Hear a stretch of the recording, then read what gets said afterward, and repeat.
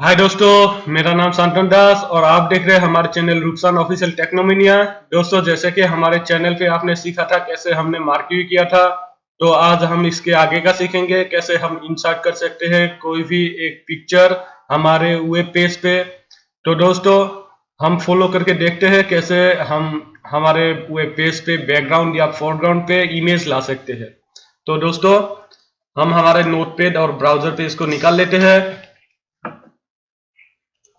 जैसे कि आप देख सकते हैं हमने नोटपैड और ब्राउजर पेज निकाल लिया है और इसके बाद हम यहाँ पे एक पिक्चर इंसर्ट करेंगे। तो पिक्चर इंसर्ट करने के लिए कैसे हम इंसर्ट कर सकते हैं उसका फॉर्मूला हम देख लेते हैं हमारे इंट्रो पे।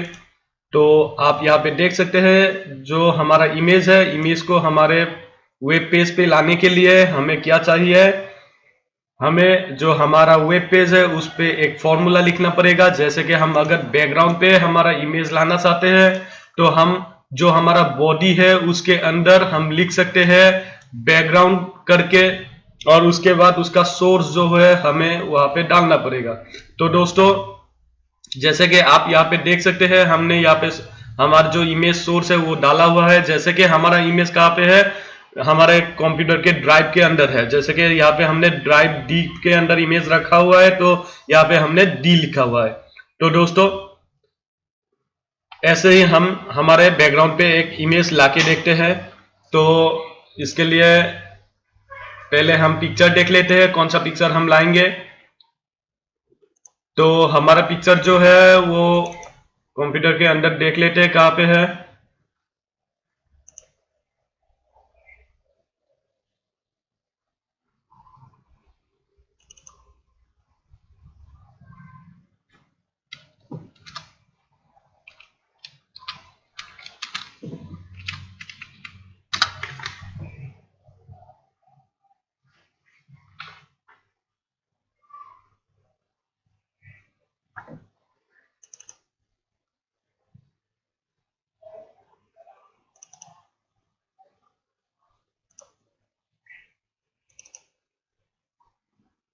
जैसे कि आप देख सकते हैं यहाँ पे हमारा जो ई ड्राइव है उसके अंदर एक फोल्डर है, उसके अंदर हमें एक पिक करके फोल्डर मिलता है, उसके अंदर हमें पिक्चर मिलेगा।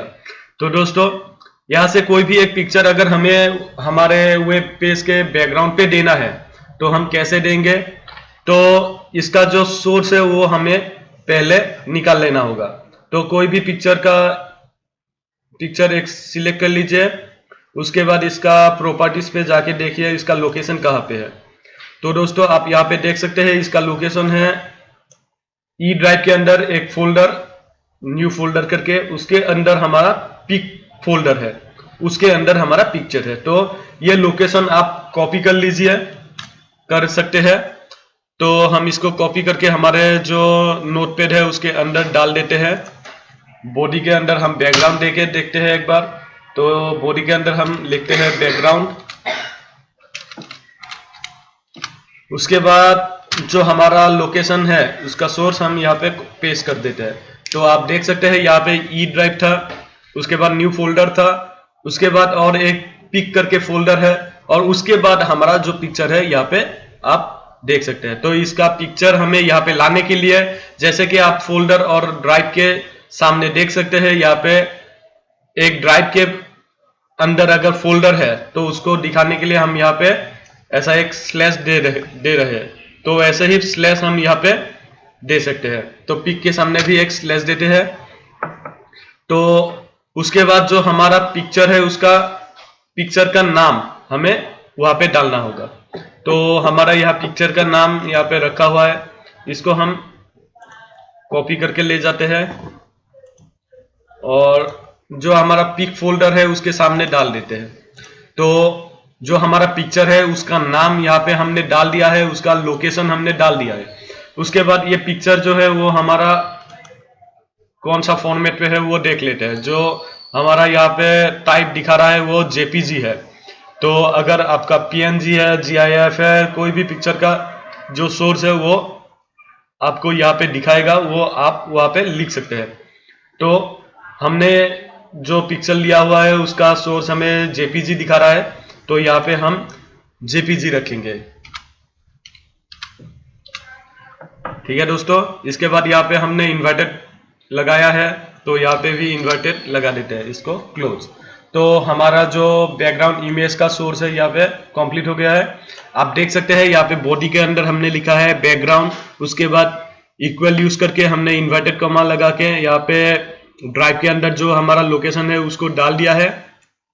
उसके बाद यहाँ पे हमारा जो पिक्चर है उसका नाम ऐड कर दिया है। उसके बाद हमने जो पिक्चर का सोर्स है, जिसका जो हमारा टाइप है उसको यहाँ पे रख दिया है। जैसे कि हमारा पिक्चर का टाइप जेपीजी दिखा रहा था, तो यहाँ पे हमने जेपीजी रख दिया है। तो दोस्तों इसको सेव करके देखते हैं बैकग्राउंड पे आया कि नहीं। तो सेव करने के बाद हमारा ब्राउजर पेज निकाल लेते हैं। उसके बाद यहाँ पे रिफ्रेश करते हैं। तो रिफ्रेश करने के बाद आप यहाँ पे देख सकते हैं जो हमारा पिक्चर है वो यहाँ पे आ चुका है। तो दोस्तों ये हमारा जो पिक्चर है वो बैकग्राउंड पे है। तो ऐसे ही हम बैकग्राउंड इमेज ला सकते हैं, या फिर हमें अगर बैकग्राउंड इमेज के अलावा इसको फोरग्राउंड पे लाना है, तो फोरग्राउंड पे लाने के लिए हम वही तरीका यूज करेंगे। जैसे कि हमने यहाँ पे पिक्चर का सोर्स डाला हुआ है, इसको ही हम कॉपी कर लेते हैं। तो इसको कॉपी कर लेते हैं, सिर्फ हमें यहाँ से इक्वल तक कॉपी करना है। तो इसको इक्वल तक हमने कॉपी कर लिया है। उसके बाद आप यहाँ पे देख सकते हैं बैकग्राउंड लिखा हुआ है। हमें अभी बैकग्राउंड नहीं चाहिए, फोरग्राउंड पे चाहिए। तो हमें क्या करना है, यहाँ पे हमें दूसरा जो फॉर्मेट है हमारा, उस फॉर्मेट को हम यहाँ पे लिख सकते हैं। जैसे कि हम फोरग्राउंड इमेज लाना चाहते हैं, तो यहाँ पे फॉर्मूला हमारा क्या लिखा है, IMG SRC। तो IMG लिख के SRC लिख के हम यहाँ पे हमारा फोरग्राउंड इमेज ला सकते हैं। तो दोस्तों जो हमारा सोर्स है वो तो हमने यहाँ पे कॉपी कर रखा है। तो उसके बाद यहाँ पे हम IMG SRC लिखते हैं, IMG इमेज का शॉर्ट फॉर्म, और SRC लिखते हैं। तो इसके बाद इसको जो हमारा कॉपी किया हुआ सोर्स है इसको यहाँ पे डाल देते हैं। इक्वल रखा हुआ है तो हम इसको वैसे ही पेस्ट कर देते हैं। तो पेस्ट करने के बाद आप यहाँ पे देख सकते हैं ये इमेज का सोर्स हमारा यहाँ पे आ गया है। तो दोस्तों क्या है, अगर हमें यहाँ जो पिक्चर है इसका हाइट वाइट चेंज करना है, हाइट वाइज इसका बढ़ाना है या फिर घटाना है, तो दोस्तों हम इसके सामने हम लिख सकते हैं इसका वाइट देते हैं 150। उसके बाद हाइट देते हैं